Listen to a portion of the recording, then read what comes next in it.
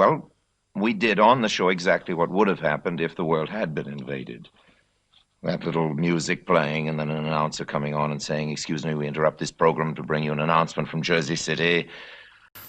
Jersey City has just fallen. Take you back to our studio, a little organ music, and then another interruption, and so on." We did all of that very carefully and exactly reproduced, as I say, what would have happened, thinking to make the whole thing more effective. But we had no idea how effective it would be, because about halfway through the show, as we were continuing with the script in front of us, we saw that in the control room there were a great many policemen, and every moment more.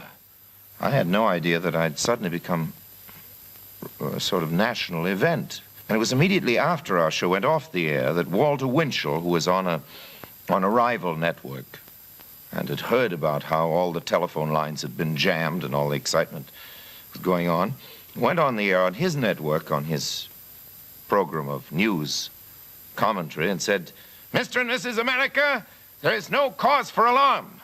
America has not fallen. I repeat, America has not fallen."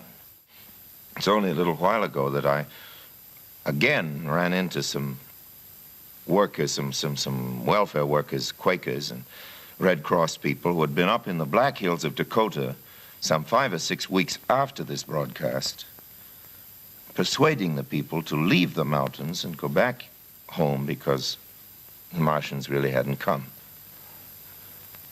I suppose we had it coming to us because, in fact, we weren't as innocent as we meant to be when we did the Martian broadcast. We were fed up with the way in which everything that came over this new magic box, the radio, was being swallowed.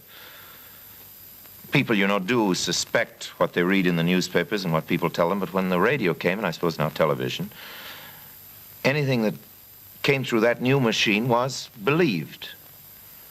So in a way, our broadcast was an assault on the credibility of that machine. We wanted people to understand that they shouldn't take any opinion predigested, and they shouldn't swallow everything that came through the tap, whether it was radio or not.